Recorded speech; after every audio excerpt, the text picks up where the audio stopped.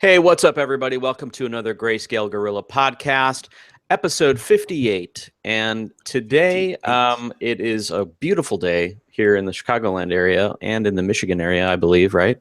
It's pretty nice there. It's gorgeous. It's the first nice day of the year, effectively. Yeah, it's just been great, man. 70s, breeze coming in. It's gorgeous. Jealous. Happy to be here with you. As always, we've got Mr. Chris Schmidt. Hello.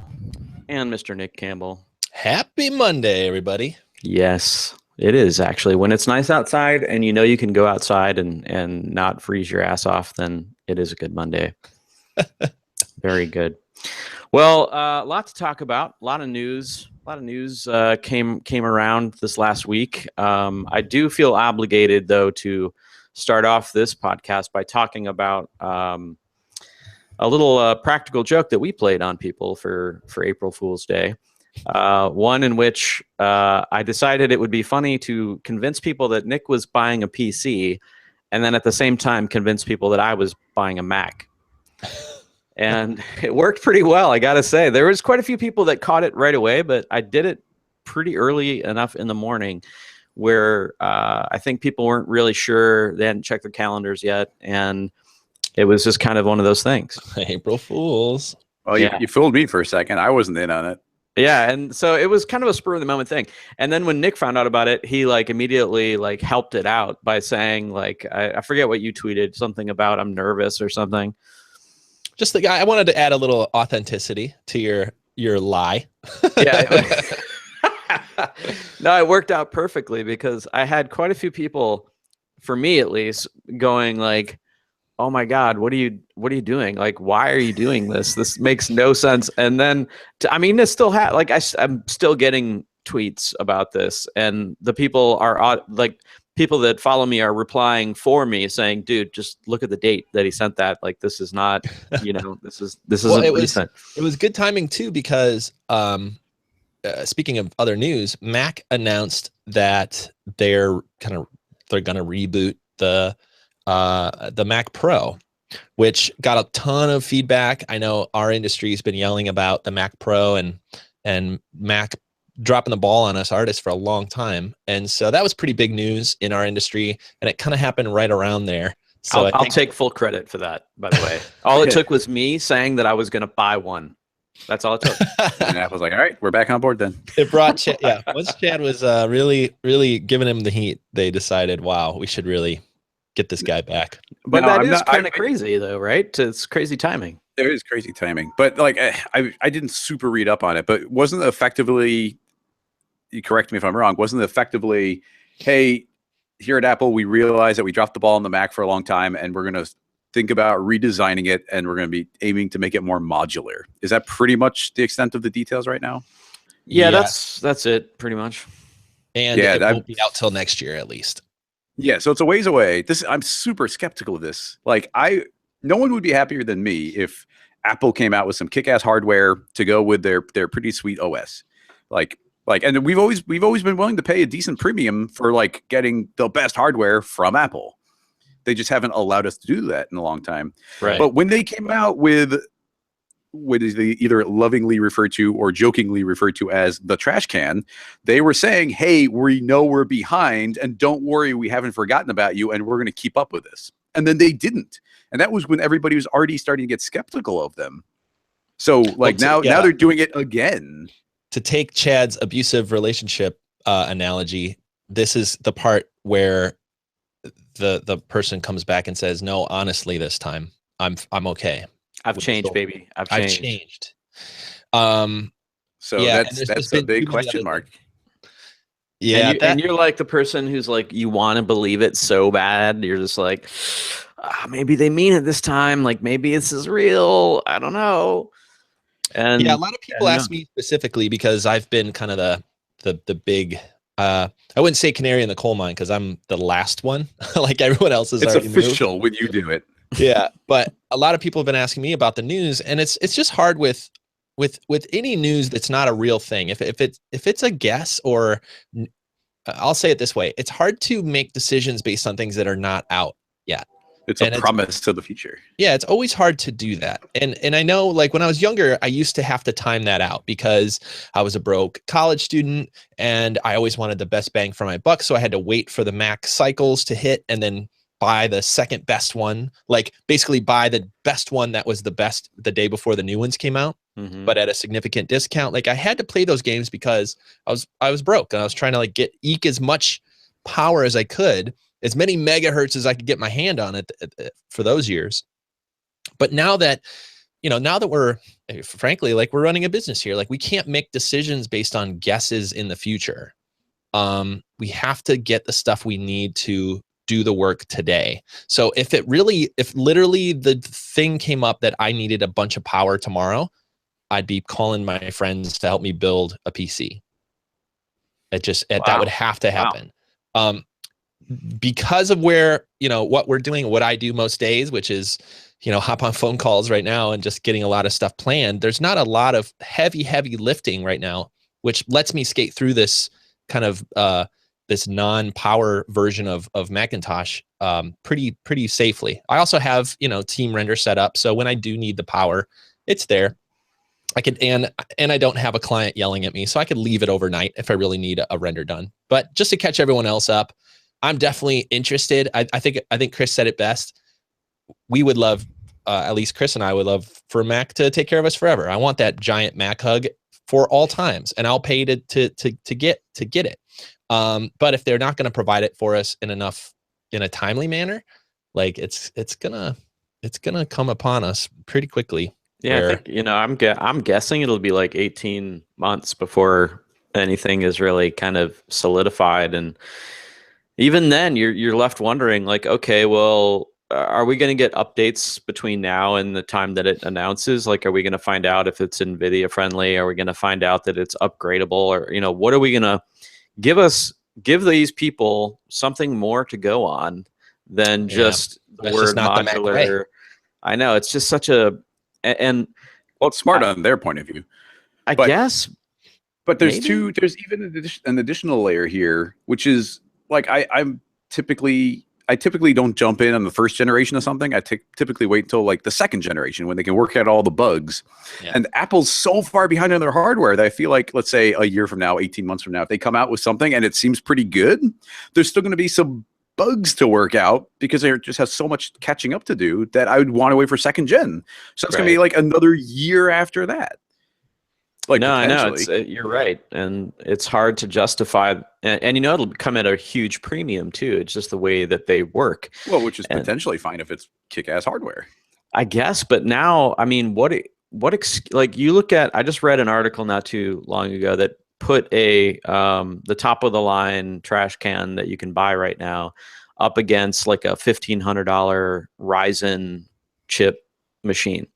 So it was like a $5,000 Mac up against a $1,500 PC, and they did some benchmarks in Photoshop and Cinebench, and this $1,500 machine was kicking its ass. And like, you gotta wonder, like, okay, well, there's a huge premium that came with a lot of markup happening for the amazingly beautiful industrial design and whatnot. And at some point, you're going to have to make that decision internally, like, how much am I really willing to pay for that amazing industrial design to have Johnny Ive's handprint on it? And where do I want to put my money? Like, do I want to put it? But I feel like you're jumping ahead a step, because that's not even the question until that hardware is comparable.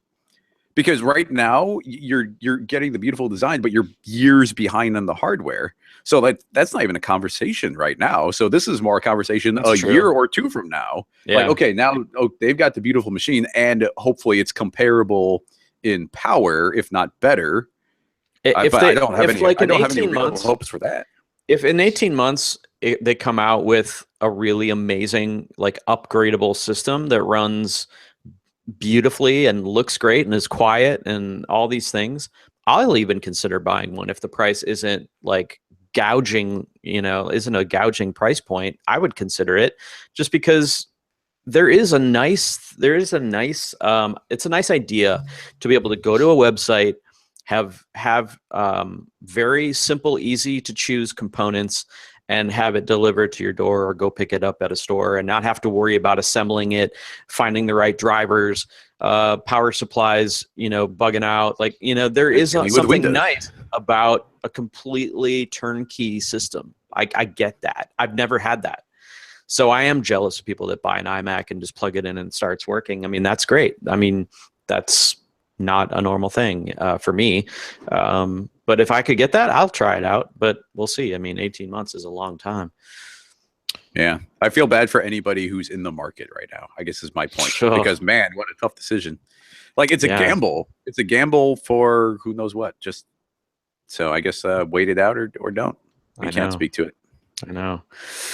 Let's see. In other news, we've got I don't know. Like we didn't talk about this before the show, but I did. I don't know if anybody's checked out the Maxon Labs. You guys have checked that out before, right? Yeah, I popped in there. I saw something was new in there, right? Yeah, they've got I haven't even really played with it yet, so I can't. I don't have much to say about it, but there is some cool Python things in there that just popped up that I thought were interesting. And I also think that the idea of Maxon Labs is pretty cool.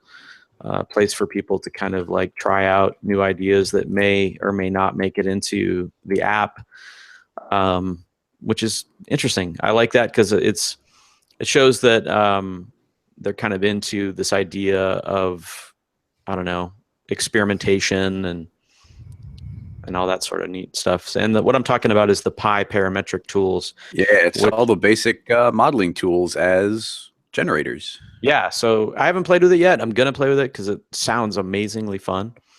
For those of you that don't really understand what they mean by parametric Pi modeling tools, Chris, why don't you explain it in a way that I would struggle with? Well, I haven't read up on it much, I don't understand it at all. You need to help me, Chris. I mean, in the same way that forever in Cinema 4D, we've had a bevel tool. You select an edge and you bevel it as a modeling procedure. But then they made the bevel deformer. So you can now do that bevel procedurally after the fact. And then you can go back to your original mesh and nothing's been destroyed. So there's just a collection of parametric tools where you get like extrudes and inner extrudes. And it looks like also bevel, although I think we've kind of already got that. But I haven't even looked into it. And you can, just go and do a little bit of procedural modeling. And that kind of thing can be really useful. I know right now we have the Mo extrude, which is like the only way of doing that somewhat parametrically. Gorgeous looking things. Like if you want to do some of those weird abstracty pieces like David makes, like the locked and loading, where it's like a little blob and then it kind of extrudes in and it goes deeper, and you want to blob the original mesh, like you have to be able to do it parametrically like this. So that's pretty intriguing. But I haven't gotten to play with him yet, so I can't speak to him too much. Yeah, the idea is really interesting. Made sense, Chris. It's very similar to how 3ds Max works. It's because 3ds Max has a very nonlinear parametric modeling workflow, and so does Houdini. So this is kind of interesting. I want to play with it and see how it works, because I've been missing that ability to kind of not commit on certain modeling functions in my workflow. I could see also, I could also see some new ways to animate stuff that would have been tricky in the past if it's all if it's all destructive and it's all like just you model things out. Imagine now like stacking these up as if they're MoGraph modifiers in a way. And maybe I'm thinking about this wrong, so let me know, but it almost looks like it's MoGraph modifiers for modeling is maybe a way you could say it. That a dummy like me could understand it. Except and you don't so feed it looks it like you get bevel. Right, but you feed it like, okay, I want you to extrude this way, and then it looks like you could add bevels, you could add all these let's see here. Yeah, some really cool caps, all these things. And then what I'm imagining is if you go in later and try to maybe animate this stuff or change it, it gives you a lot more non-destructive way to experiment with this stuff. Looks pretty cool. You cannot keyframe an extrude right now because an extrude is a tool. It's something you go and you commit into the model. Where here you could probably, I haven't done it, but you could probably animate the extrude distance, and now it's going to be able to be animated. So there are very, very good reasons for that type of tool to exist. And after Maxon went and made the bevel tool, which is amazing, and I use it all the time for so many things, like I would actually kind of love to see all those tools broken out. You know, I want to be able to do it as a modeling technique, but I also want to be able to do it parametrically when it calls for it. Right. Yeah, this and is if cool. it's multi-threaded, that would be even better. Well, of course. Multi-threading is no trivial thing. In fact, we just multi-threaded out something of ours for the first time ever. Oh, Like, yeah. Whoa! it's Breaking not- news. It's not out What? yet. It's not out yet, but we do have multi-threading in some of the upcoming stuff we're working on. What? Dude. That's good. Stay tuned for more news on that. Maybe we'll be breaking some news at NAB. Who knows? That's right. That's coming up just over 2 weeks from today. We'll be or actually, I think it starts Monday, right? So we'll be in Vegas 2 weeks from today, at our booth, which is right next to the Maxon booth. Yeah, and for those of you asking too, just find the Maxon booth, and we'll be right next to it. A lot of people are asking for our booth number and all that stuff. So come say hi. Maxon's one of the big signs, so find them. You like hanging out. It'll be easier to find them. We'll be the people wearing tuxedos and lots of gambling chips in our. Oh, nice! I'm bringing my grayscale shirt, so there you go. To track us down. We can't all be wearing that. We're gonna look dorky. Oh, which I'm fine with. But maybe I'll wear my old school one because everybody's gonna be wearing the new ones. Oh, there you go. I plan on wearing a business suit because I want to appear very. I want to look like a hot shot. Are we doing our Dumb and Dumber? No, we got to do that cool thing like Matthias, where we got like a cool band T-shirt or something. So we'll get the Greyscalegorilla shirt and the sports jacket on over it. Then it's a little bit of both. And then I'm going to walk around to all the different booths, scratching my chin, saying, yes, tell me more. And see if I can get like a free stress ball or something for my kids. They're everywhere. Dude, I really, my new favorite piece of swag is little cubes, just those foam cubes, because I cannot stop playing with them. Like I use it, I put my phone down on them on my desk because it's not now the camera's not resting on the wooden surface, or they're in the kitchen. You just kind of squeeze them. I found out you can sink them in water and they absorb water really well, and then you have to squeeze it all out. The top tapping your mic would be great. We'll buy you as many of those as you want. Yeah, foam stuff. I moved all the stuff away for me tapping the mic, so that shouldn't happen today.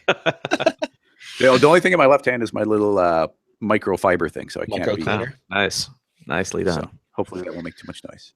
Well, the only last thing I wanted to mention is, and it just kind of came to me too because I was just looking at my Twitter feed here, and there's an interview with two of my favorite Joes up on Motionographer.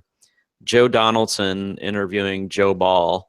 Two guys that I used to work with back at DK, very talented cats, and a great interview with Joe Donaldson actually interviewing Joe Ball, who was recently promoted to director position at PsyOp. Oh, wow. And they're two super cool guys, really nice people, and it's a great interview. You should go check it out. Is there any Render Wars news, or is that the all? Render Wars continue.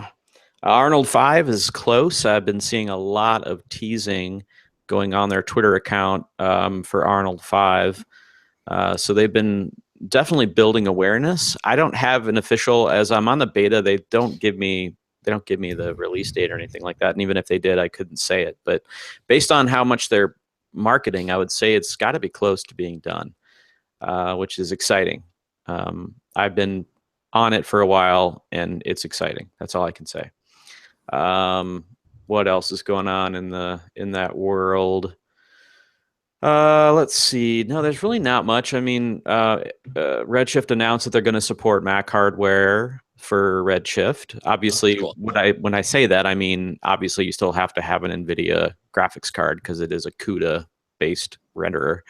But if you have a cheese grater Mac and you've got some NVIDIA hardware in there, you'll be able to run Redshift, which is good news for a lot of people, I think. Other than that, I have a little piece of news. Actually, tomorrow is Chad Ashley's 1-year anniversary of working with Greyscalegorilla. Woo! Wow. Give it up. Dude, you made it a whole year.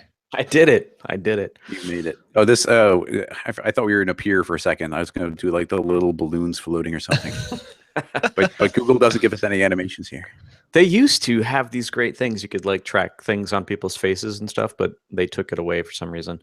Yeah, thanks guys. I'm really stoked, man. I'm glad I made this big decision about a year ago to leave DK and come on board at GSG and work from home. And it's been I think there hasn't been too many things that I would consider to be really big life-changing moments. They kind of come and go.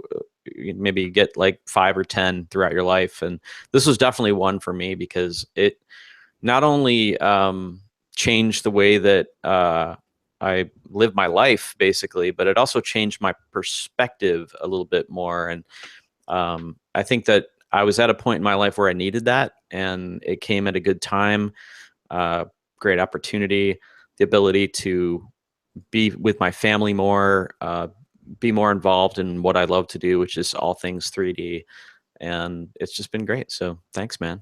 Dude, it's been awesome to have you here. You know, if those of you out there have been seeing a ton more, you know, third-party rendering tutorials with a little bit more, well, I'll say a lot more style to them. All the great looking things that have been popping up in the last year or plus, actually, is mostly this guy. So I really appreciate it, man. It's thanks, been man. awesome. It's been awesome having you here. Appreciate it. Chris, did we ever figure out an official day for you? I feel like the way that we worked together early on, there was no official date. There technically is. There's a date on the calendar for my official start, but like it was such a non-day. It was like it was more of a paperwork day. Yeah, it was a paperwork day because I'd already been doing full-time Greyscalegorilla stuff for like 5 years, and then we're like, all right, let's make it official.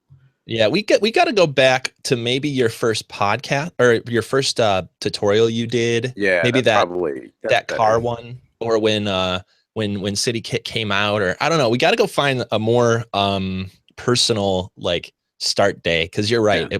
It's just kind of on the calendar. We need to get balloons for you too, man. Yeah, the first day of bomb camp. I don't know. Yeah, there's a lot of different ones. We'll have to figure this out and put it on the calendar.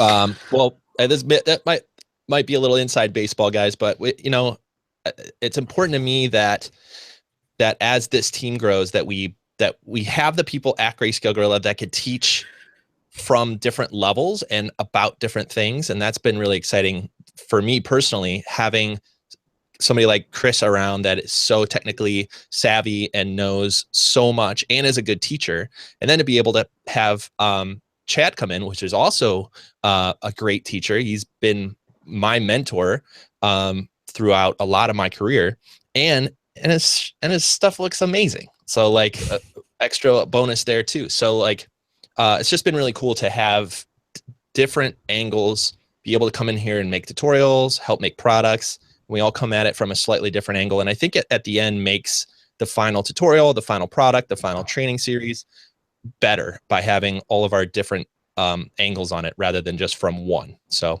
I appreciate it, guys. Man, I think we need a high five to the camera right now. Yeah. All right, virtual high five. All right, people are getting probably sick to their stomach with all this happiness. Stop talking about. Should we give away awards maybe for ourselves? I don't know. I guess maybe let's pat ourselves on the back. MVP. Yeah, well, let's get down to business. The topic we have today is one that I think comes up quite a bit, and it's a good topic because I think it affects people that have been doing it for a long time and people that are kind of new to motion design. And the topic is, does the tool make the artist, or does the artist make the tool? Does it matter what tools you have? Can you still make good stuff with bad tools? The old tool discussion. And we have an interesting perspective on this as a maker of tools. Of course, we want people to understand their value and what they bring to the table. But I am curious to go around and see what you guys think about this topic, because it is kind of it can be one of those topics where you could either fall on either side, you know? Yeah. Well, I'll start just by adding maybe a little bit more framework around it, as I like to do, try to make it more complicated. You know, when I hear people ask about tools, it's often the more beginner people that ask more about tools than people that have been doing it for longer. And so my general thoughts about tools is dependent on where it comes from. Anytime early on in a career or early on in learning things, I'm always struck by how easy it is to fall into the technical side of stuff. So I'll just put I'll put an analogy to it. If you're just getting started playing guitar, it's often easy to fall into like what amp and what guitar and what stomp box and what fuzz pedal and what wah pedal to get to like sound like Jimi Hendrix or whoever your hero is, right? And the answer you always get from people that have done that for a long time is, dude, don't worry about it. Just pick up a guitar and start practicing, because that is going to make the difference. I think there's always an analogy with cameras too. When digital cameras were just starting to be big, and I was, you know, the way Greyscalegorilla started was a photo blog, and I was posting a photo a day, and so many people asked me what camera I used. And, you know, I totally understand both sides of that question. Because when I started doing photography, I was like, I need to get the perfect camera or else I'm just going to waste my time. If I don't have the proper tool to go out and take photos, well, what use is it anyway? And by the way, it's fun to go buy cameras and fun to go research and fun to go do all that. But ultimately, the reason people that have been in any industry for a long enough time will look at you and go, just get started and stop worrying about what tools you have and what computer you have, is because they're right. If you don't actually put the time in to practice what you're doing, it really doesn't matter. So, you know, I just want to set the frame up to maybe a bit larger than just Cinema 4D. With anything new that you're trying to tackle, at what point should you start to think about tools, and should you at all? That's a really interesting angle, and that's extra interesting to me, because over the last 2 weeks I've been thinking about just picking up a decent camera of some sort. I'm not a photographer person. Like, I don't know the terminology. Like, I barely know focal length now because of Cinema 4D. But I figure having a camera would be a good way to go. And I don't know anything about hardware or any of the stuff. So we have a couple people in Chicago who are really big on cameras. So I asked them online what they think in the Slack channel. And the two of them started like getting really detailed, and they're asking me all these really specific questions. And they're like, you could do this. Are you more worried about this? Are you worried about this? Are you worried about being able to interchange all these lenses? And it's like, guys, I don't know any of this stuff. Like, the point of this is you guys are experts. I want a good kind of like everyday walk around camera that I can get my feet wet with. And like, they keep on asking me, and I mean, to their credit, but they're asking me, what do I want? What do I want out of it? And I'm pretty much like, I don't know what I want. I just want to dive in. So literally, like, here's kind of the budget I'm looking for.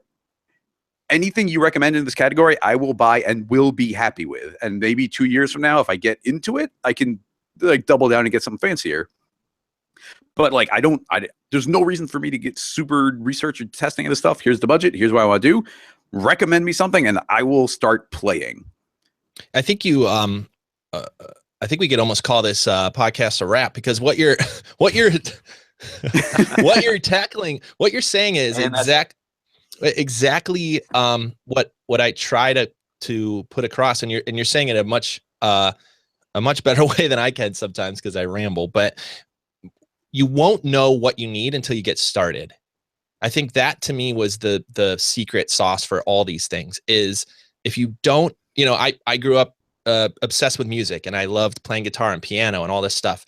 And if I obsessed over what piano to get and all these things, I would have never made the strides to understand that ultimately I needed what I needed. So in other words, Chris, you're absolutely right. You should go start taking photos right now. You should go take your iPhone out and go start taking photos, because you're going to learn things as you do it and say, wow, I really wish I had a camera that did this, and the iPhone doesn't do this. So that'll actually influence your decision-making process, because now you have a little bit of skin in the game. You have some experience using something that isn't perfect, so that now you could at least say what you need in the next thing you're purchasing. So for me, a lot of you also have to bring in budget to this conversation, because I think when people ask, do you need this? a lot of times what they're asking is, that's an expensive thing to me right now in my career. Do I absolutely need to buy this to do the work I want to do, or can I skip this, or can I get a similar look with something else? Mm-hmm. So I don't know, maybe that's adding another layer to this that makes it even more gray. But 2 questions, Chad. When should people start thinking more about tools? And second, how do you divvy up a budget, especially with somebody just starting, and put that budget in the right place? That's a good question. I agree with what you guys are saying about, being, it is kind of a new person question that I think comes up a lot because they're looking for that leg up. They're looking for that ability to kind of raise their game up faster. And sometimes people think that plugins or tools will help them do that. And sometimes they're right. Sometimes a plugin can do that for you. So there's always that. But, when you start, I think you should start to think about when to introduce tools when you've got a really clear foundation of the work that you're doing. And let's just use, we'll just stick with the photography thing, I guess. Once you buy that first camera that gets you over that hump and you start to understand how cameras work, and then it becomes more about, and it's kind of difficult to explain, but it's more about like, how do I go from here, what's in my head, to physical world, whether it's a photograph you have in your mind, a render, an animation, a design, like what's impairing that path from in your head to out on the page or out on the screen? Is it your knowledge of the camera? Okay, well then get a camera and learn it and learn how focal lengths work, learn what lenses do, what effects they give you, because that's going to give you the knowledge you're going to need. So when you come up with that really cool idea for a photograph, you'll actually know how to go make it.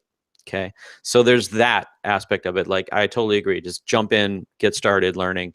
That's always a good idea. I think when you get to a point where you have the idea in your head for that awesome photograph and you're holding a camera in your hands that just can't do it, that's when you need tools.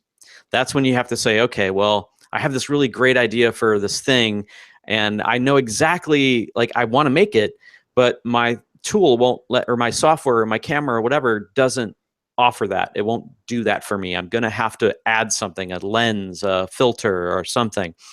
That's when you're going to want to do that. And it's really, you can hit that early or you can hit that late, depending on what you're using. If it's a 3D program, most of them are pretty flexible. Like, you can get a lot of different looks if you're crafty. But there are certain things that if you want to do in 3D that you just can't do without a plugin. The other reason you might bring a tool into your workflow is because you have the idea in your head. And again, you want to go from your brain to the page or the screen as fast as possible. And your camera can do it, but it just does it in a really janky way that takes a lot of time. And as you grow in the profession, your time becomes more valuable, yada, yada, yada. Therefore, you need a tool to speed up that process. And that's when a tool becomes really a valuable piece for the professional, where maybe they have a particular task that they need to do over and over again, or they need to offer their client multiple versions, and tools can help them do that. And so, yeah, I think it's they don't make the artist, but they can make your life easier.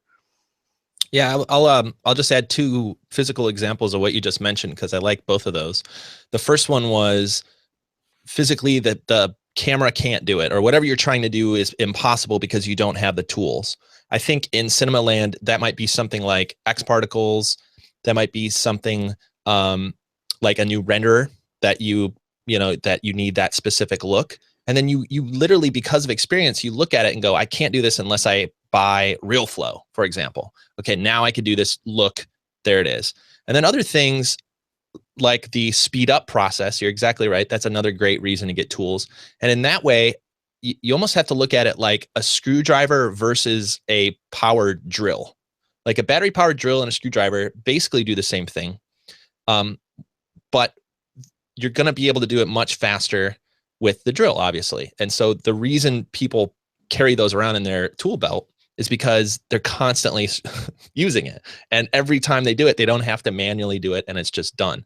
I think in cinema land, that is stuff like HDRI Studio Rig or Lightkit Pro, or even these labs tools that that give you something that you could do, but it's going to speed up the process and it's going to allow you to be more flexible creatively. So I don't know if that added anything No, to yeah, it. that makes sense. And to kind of like ride on your screwdriver analogy, it's like a screwdriver, you could probably go to Home Depot and get a really cheap one for like $2 or $3 or something. But that nice, I don't even know the brands, but like some nice, awesome drill might cost $100. And so when you're walking into the store, you're like, well, yeah, I could get this like $2 screwdriver, but again, I'm a professional, mechanic or so. This is how little I know about tools. Like I'm either going to buy that and like want to kill myself after, and only being able to do so many, screw so many things in a day, or I'm going to spend the $100 knowing that I'm going to make that money back in time saved by just like, doing what I need to do. So you get that crippling, you get like that restriction at the beginning. Like if you don't know what you're doing, if you're even moving into a new subject that you don't know much about, one of the most dangerous things, or most crippling things, is knowing that you don't know anything about a topic and not knowing the right questions to ask right away. But you can apply that to tools in any kind of sense, where it's like, oh, okay, I'm going into this and because one day in the future, I might want to do this thing. So I want to have the tools that can do everything, but crippling yourself and stopping yourself from moving forward because you're looking for that perfect tool, that perfect thing. What if I do the wrong thing and it doesn't work out? I like that. That can be really, I think that's more dangerous than really any alternative. Like you want to go and just get the tool that can work for right now. If you know enough to get something a little bit upgraded, then go ahead and do that. But get started, and maybe a year or two down the road, maybe now it's time to upgrade. Like you think about woodworking, like there is a different tool for every aspect of wood making. Like you can do, like there's so many different types of saws that do this cut or an angle cut, or it can rotate, or you get some sort of Dremel thing, or you get like a table, But meanwhile, like you probably have like two tools and they can do almost everything. It's just going to take longer, or you have to like finagle it and set up some different rigs and whatnot, but it's all the same tools. Or you can have a giant wood shop that has every single different tool. And if you're just starting out tinkering with wood making and you want to build a birdhouse, trying to build out that whole wood shop is absurd. Like just get like the simple saw, and then now you can start cutting wood and you can figure out what you want later. Yeah. It's almost like it's almost like the tool will become obvious when you really need it. Like that's when you're in my gut, that's what my recommendation would be, is if it's not a no-brainer situation, then you shouldn't be getting that tool. So let me ask you guys this then. What's the tool you can't live without in, I'll start off in cinema. What's the tool that like I can't even like function? I can't do a job. I can't do anything without this thing. And it doesn't have to be ours. Just no, I mean, I tend not to use too much in the way of plugins. I haven't even really jumped into the third-party renderers. So that makes me think more like a feature that came out in Cinema 4D that at one point we didn't used to have, and now we do have it. And I can't imagine being without it. And I mean, like a simple, obvious one is just something like MoGraph. Like, before we had an array, and you could do an array, put things around, or you could just like manually put a bunch of cubes in a grid. But as soon as you've added in a cloner, like not even the effectors, a cloner is like, oh look, I can do this process so much quicker. It's still pretty much not anything you couldn't have done in some sort of really long manual way, but it's opened up a new gigantic like just design space. And I feel like that's one of the biggest things for me that we haven't really talked about yet. Is once you know what you're doing, there's a lot of tools that it's like, oh, I could do it, I could do it the manual way, or I can do it with this tool, but the tool enables you to start playing around. And MoGraph, I think, is a great example of that, where you like, let me throw in a cube and clone the cube onto a plane. Oh, let's clone the cube onto a sphere. Let's clone spheres onto a sphere and then add dynamics. Wait, let's put dynamic cubes onto dynamic spheres and put an atom array on top of it. This tool's enabling you to do, you could have done any of those things in the past, but you're now doing it so fast that you can start thinking of things on a new kind of like abstracted level. And I think that's where a lot of our tools go in. And I've mentioned this kind of thing before, but like I love Transform, and there's some things I'd love to do with Transform in the future.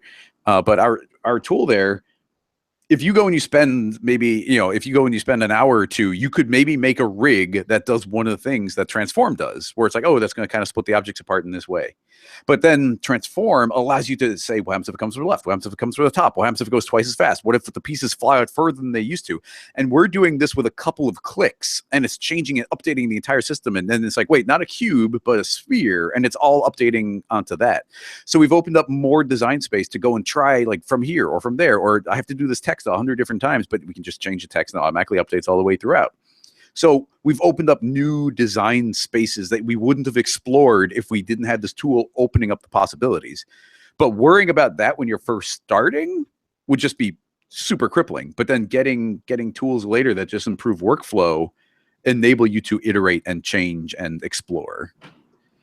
I really hope that they make MoGraph multi-threaded at some point. That's a huge problem for me. Like, as soon as you get over like 3,000 clones, it's like unworkable. I really want to see that thing be faster. Yeah, I think that's where things like X particles are kind of taking up the slack right now for those big object spaces like that. Mm-hmm. Yeah, I would like that too. I think, though, saying something that's already in the software, I think that makes sense as far as pricing and upgrading is concerned. But something like MoGraph that's been around a while, I feel like it's just a tool that's kind of there. It's like it came with the workshop. Oh, no, I agree. But it's more like, that's an example of opening up a design space. Like, everything that MoGraph does, you could have done already, but now you can do it so much faster, you wouldn't have even considered it. Yeah, and that's really at the heart of a lot of the tools that we make and why they exist. Is anytime I did something in Cinema 4D more than once, and I found myself doing it on multiple projects, I was always frustrated that I couldn't. I was always frustrated that I'd have to rebuild it from scratch every time. And so I started building rigs for myself that sped this up. HDR rigs, light rigs, building a softbox so that I could position it the way that I thought lights worked instead of the way that lights came with Cinema 4D. And as I built these things, I realized other people can use these too. Like, if I'm using them in almost every project, maybe other people can too. So for me, and I know this is biased, we sell products, but the reason they exist is because I got to that point as an artist trying to make something that was in my head, and I realized that I could speed this process up if I just had these tools. So I built them. And I think that's how I would recommend a lot of people think about their workflow. Not that you have to build them, but that you're going to eventually get to a point where you go, I don't want to do this every time. And anytime you have that thought, there might be a tool out there that could speed that part of the process up, whether it's textures, whether it's lighting, whether it's, and by the way, this also reminds me of another part of this discussion is a lot of times tools will supplement the parts of the software that I am not proficient in. In things like Lightkit Pro, I actually do know how to light, and that sped me up. But in things like modeling or texturing, being able to reach out to a texture library and pull them in makes me work faster because it's actually helping me with parts of the software I don't know. So I don't know if that's a part of this discussion, but I definitely think of tools as, I guess that brings us back to what you said, Chad. It's either speeding us up or it's giving us the ability to do something we wouldn't be able to do in the first place. Right. Whether it's through lack of knowledge or like lack of software ability. Well, I have an interesting perspective coming from other 3D applications and kind of seeing, I was in Maya for a number of years and then 3ds Max for a number of years. So for me, when I came into cinema, I was definitely aware of all the plugins and tools and whatnot. And now working at GSG, I have an even stranger perspective, I guess. But I think that the two tools that I think I can't live without and that I think are, fantastic. One of them we make and one of them is just a part of cinema. And the first one's a no-brainer. HDR Link is my favorite. I use it every single day, only because it it speeds up that process of just getting some lighting going quickly when I'm testing something or maybe working on a project. I just need to check a bunch of different looks. And the other one is espresso, because I find myself making little custom rigs for things that I do, to do exactly what you just said, Nick. If you find yourself doing the same thing more than once, or doing the same similar task more than once, and it's just kind of a pain, or you have the foresight to say like, oh, you know what, I'm going to be working on this job and it's going to require this, this, and this, and I know they're going to want to see multiple versions of that, then the ability to use Espresso to build really simple job tools for yourself, whether they're rendering based or just scene organizational based little tools that you can make and then save for another job perhaps, is really changed the way that I work. Because you can do all those things with in Maya using Mel, and you can do all those things in Max using MaxScript, but I was never a scripting guy. Like I was never a person that could, just type code and like make things happen. I could cut and paste my way through some stuff, but it was never great. So when I started learning Cinema 4D and I looked at Espresso, I was like, whoa, okay, so a visual programming language for expressions. Yes, this makes sense to me. I think in the first week I had built, I don't know if you remember this, but I may have told you this, Nick, like the first week I learned cinema, I rebuilt a light kit very similar to what you have. And I also built another light tool just because I was like, oh my God, look at all you can do with this thing. And it was eye-opening. And so, yeah, those are the two things that I'm like, give me those two things every day and I'll be a happy guy. Yeah, anyway, that's my 2 cents. Yeah, I'll have another stab at this, because it can be frustrating early on. I think these questions come from the idea of, I'm just getting started. What do I actually need to get started? And whether it's cameras and whatever the angle is, whatever the metaphor we could use is, it's always best to get early, when you're starting off early on, it's always best technology wise to never get the best thing out there. Especially if you're in a limited budget.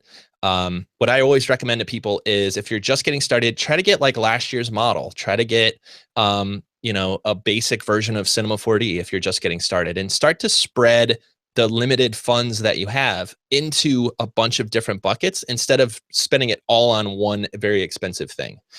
So for computers, that means not getting the fastest chip, because usually the fastest one is only 5 or 10% faster than the second fastest one, but it's almost double the price, right? That always happens with these brand new chips. So if you just take technology down a notch, you could often get last year's models, or last year's camera models. Like this analogy works in a lot of different ways.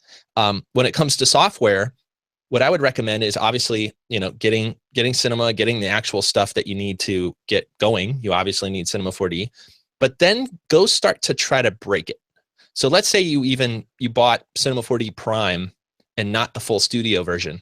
Go out and go try to break it and see where the break points are, and then go research how to fix that. Because what you'll find is maybe there's tools in upgraded versions, maybe there's plugins you could buy to get around the breaking point. And it kind of goes back to the beginning of these thoughts, where you have to know what you're missing first, before it really becomes clear that you need to fix it. So what I tend to see is the people in the industry that are doing this for a living, that have clients that are actually working on this stuff and getting paid to do it. If they could find a tool that's $100, $200, $300 that saves them an hour or two of time at total, that's a no-brainer purchase for them, because they know that they could provide that value back to their client. And now they have a piece of software that they could do it tomorrow with. So tools and even faster hardware and all this stuff becomes much more affordable, obviously, when you have a business tied to it.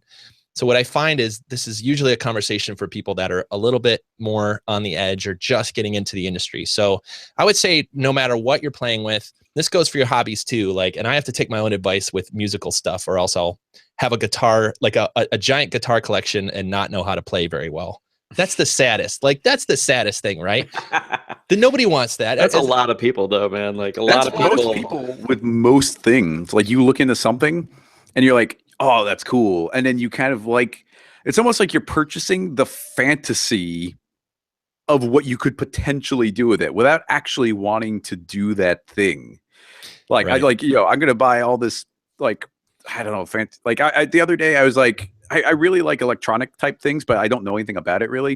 And I started being like, oh, it'd be kind of cool to like get one of those electronic board things. You start like learning circuitry and whatnot. Like, it's just something I'm kind of fascinated with. And I was like, you know what? Let me do a little research. And I found like a couple online versions of it that you could like build them all digitally. And I played with it for like 2 hours. I was like, I'm bored. I was like, man, I'm glad I didn't buy that physical one because I would have like I like the idea of it, and like I love the projects people do, but like it's just not a space I can put my head in right now. But man, there's so many beautiful things you can go buy right away, and all the tools, and get the soldering kits and all the wires and all the things. It's like whoa. Like, should you be doing that? Should you be buying, getting your chainsaw collection just because you like the idea of a chainsaw? Meanwhile, you have a perfectly good axe that you have never swung a single time. I definitely vibe with that. I've been in that position with many different things. I mean, music is definitely one of them. I collect a bunch of stuff, and I could always be a better musician. I think photography gets a bad rap for that as well. Everyone's got everybody's a photographer. Yeah, everyone's got a $3,000 camera and, just don't know how to set it up. And there's a lot of those things.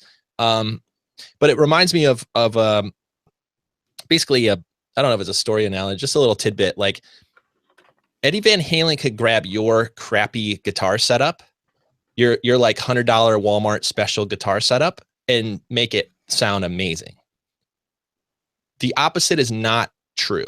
You can't walk up to Eddie Van Halen's amazing $1 million guitar setup that's custom made with $1,000 pedals and $1 million sound system in an arena and sound like Eddie Van Halen because talent, right? Because hard work, because all the other things that go into this stuff that is not purchasable. So, I always err on the side of get your hands dirty, get in and start breaking stuff. And very quickly you'll realize the limitations.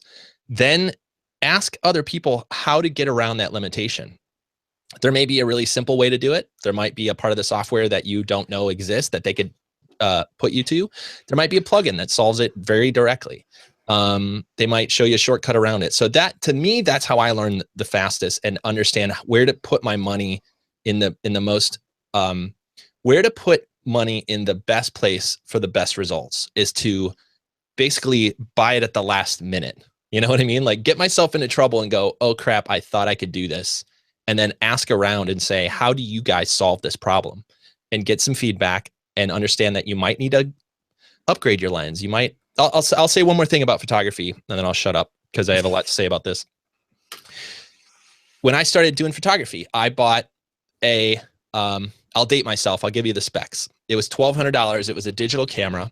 It was 4 megapixels.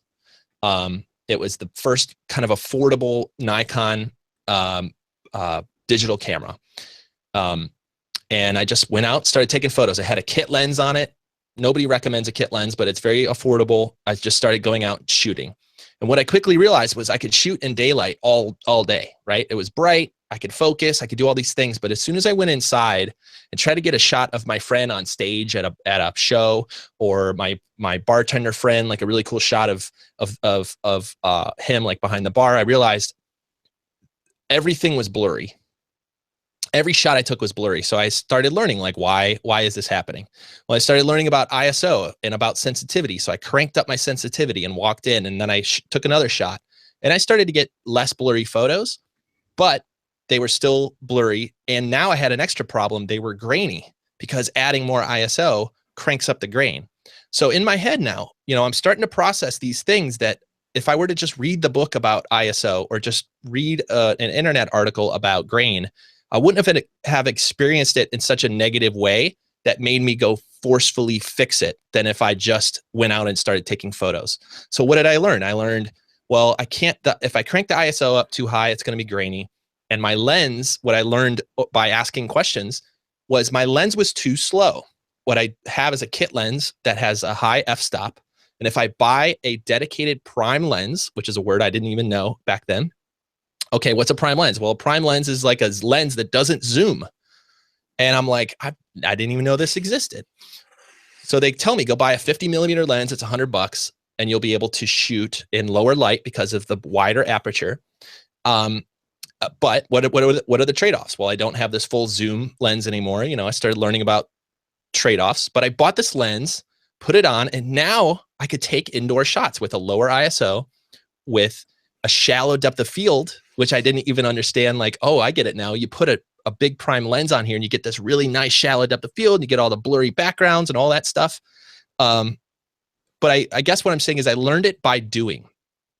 I learned it by going out and bumping into the limitations and then asking people how they get around it. And to me, that's a much more like visceral way to go purchase something than like asking like the 50 things you need to buy up front before you get started. Because I think that's how you end up with a room full of guitars and, you know. And you can't play Stairway to Heaven. Wow. Yeah, that is so true, man. There's like this thing where I think people just have this, and it's not necessarily, it has nothing to do with graphic motion design or anything like that, but like there's that obsession that people have with the objects that maybe represent a lifestyle that they wish they had, which is the whole guitar thing. And it's totally fine. I mean, not if it's a hobby of collecting guitars, go for it. Do your thing. Like, you don't have to be an amazing guitar player to appreciate guitars. I mean, look at me. I haven't skateboarded since like 1997, and I've got skateboards on my wall still, only because I really appreciate the culture behind it, and I grew up on it. But yeah, I agree that approach of like, you have to run into some walls before you know how to create a door. Huh? What do you think of that? Ooh. No, I want it, when you go buy these things, whether it's a plugin from us or X Particles or an upgraded version, like a new version of Cinema 4D, even like at all, anytime that happens, it should be a no-brainer. These tools are out there to solve your problems, not to give you another thing to procrastinate about. I think that's something I struggle with all the time. When I'm up late watching YouTube videos on how to produce like music like the Beatles, like I'm like, how do you make this tube mic sound exactly like a Ringo drum kit? And I realize like I'm watching my third video about how to get the Ringo drum kit sound, but I personally haven't played drums or recorded anything in a month. I realize I'm procrastinating. Like I'm doing all the exciting stuff that, you're right, like Chris said it. What would you say? It was like the fantasy. I'm living the fantasy of making stuff, but what I should be doing is turning off YouTube and like picking up my drumsticks or the microphone or whatever that version is for you. So I feel like technology can often become a distraction. But when you know you need it, when you know you need a plugin, you should be able to feel it and go, wow, this will save me so much time. I need this. And that's when you go buy stuff. Or I want to make the wah, wah, wah sound. What do I need to buy to get that sound? Oh, it's called a wah pedal. Cool. I'll go buy that. And now I can make the wah, wah, wah, chicka, wah, wah sound. And isn't that what we're always after when it comes right down to it? How to make the wah, chicka, wah, wah, right? Wah. Oh boy, Chris, we got to talk about cameras, man. We got to bring this offline. I want to know. I will give you the answer that you're looking for. Don't listen to these guys. Don't. Oh boy, here we go. Right here. I have one question to ask you, and then I will give you the camera recommendation. I'll say, Chris, you already have a camera. It's called your phone. I think I've taken that to the limit. I have taken lots of photos with it. I'm saying I am 100% ready for the next step of a camera to go run around and play with. Cool. Okay. Well, stay tuned. I want to know what you recommend for the recommendation, because I'm going to ask. We'll take this offline. I want to dig a little bit. I want to make sure you're going to ask him a bunch of questions. Like no. I'm not going to go overboard, because listen, I get it. Like, this is the reason I love sites like Wirecutter or Smart. I think the other one's called Smart Home. They do all this research and all this stuff, and then they basically recommend the best one. Like this is the best for most people. Unless you're super into all this stuff, just get this and you'll be fine. And more and more, I just love that answer. Yeah, Wirecutter is awesome. So I have a couple suggestions for you, Chris. I'm really excited for this. I'm ready. But then I got to see some photos. Are you going to post a couple photos for everybody? Or is this an internal project? I don't know. Just getting ready. Yeah, it was just general photos, and I've got some trips planned, and you know, just get stuff. I need texture references, like a little bit of everything. Oh, I'm so excited for this. I'm ready. I might actually buy one too. Then I need an upgrade. Oh, we have a whole nother podcast we could do. I still have a D5200, I think, which I hardly ever use other than to record, GSG stuff because it's just so bulky, man. Like I just use my phone for everything. Yeah, keep that practical in mind.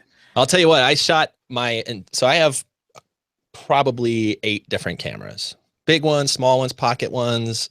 The last road trip I took, I did 100% iPhone as an experiment. I also got the iPhone 7 Plus. It's got the fake like portrait mode. It's got a really good chip on it. And I just kind of used it as a limitation at this point where I'm like, what can I do with what's in my pocket? And man, you can get an amazing shot with these new phones. I was following your Instagram posts and I was like, damn, that does look pretty good for a phone. And that just goes to show you if you have think about these phones now are insane. Like I remember, like you said, your first digital camera was 4 megapixel. And I think megapixel. Like what are these now? They got to be like 12, right? I mean, I don't know. Well, a lot of the big cameras are now 32, up over 40. I mean, they're getting. No, I mean the phones. Like, what are the phones up to? I think it might be 6 or 12 at this point. And it's definitely, they were definitely, you can't get the depth of field that you could on this Nikon, but the fact that in my pocket is a screen that's this big and a camera that shoots really decent for less than half the price of my first 4 megapixel DSLR is pretty amazing. So it's already in your pocket. That's why I don't remember who I was talking to about this, but I think maybe it was you, Nick. I was talking about this company Moment, who it's a really interesting idea. They started on Kickstarter and whatnot, but what it is they make really good glass, really good lenses for phones. And what makes them unique, and you've seen those detachable lenses for phones, and they're all kind of janky, like they're like magnetic, and they never really work that well. Well, they were smart, and what they did is they first designed a case that has basically an attachment like latch on it for their lenses. Oh, that's smart. So you buy their case, and all their lenses fit onto the case, and they're really good glass. So I'm thinking about buying a nice wide and maybe a telephoto of theirs, and they're like, they're like this big. They're like about the size of a stack of quarters or something, and because I've already got my phone on me all the time, and my phone shoots 4K video. Not really well in low light, obviously, it's a phone, but I mean, it's crazy what these things can do now. And I was like, man, I could either like buy a camera that I'll just put in a corner and never use because it's too bulky, or I'll get one of these cases and just keep a lens in my bag and then just bust out the lens whenever I want to take a nice shot. So I'll report back once I pull the trigger on that. Well, let me add a little reach out to our audience. Just a couple questions for you guys. We really love this feedback, by the way, guys. Whenever we see stuff in the comments, we love engaging and seeing what you guys use. So I have a couple questions if you guys are listening. One is, what's a plugin or what's a part of Cinema 4D you can't live without? I think that's a really cool question. And if you were to buy like one plugin, what should it be? Like kind of a cool one. And second, who's got camera recommendations for Chris? No. See, now you're going to overwhelm me. I don't want that. I want it to go to one person and say, what do I get? I'll curate it. I'll look at them all because I'm a little bit out of the market. I want to make sure I'm getting you like the most modern version of what I think you need. But I want to hear everyone else's thoughts. Chris, don't look at them. I will send you an email with one link to it, and then you could just go buy it. How's that? Yeah, we'll have to take a look. I haven't purchased yet, but I do have the decided version from a couple other people's recommendations. Are they trying to make you buy a Sony? I don't even remember because I don't care. Okay. I just want a camera. I sense that wasn't where Nick would go. No. But I will say probably this moment, if you're listening, hook me up. I'll give you a review.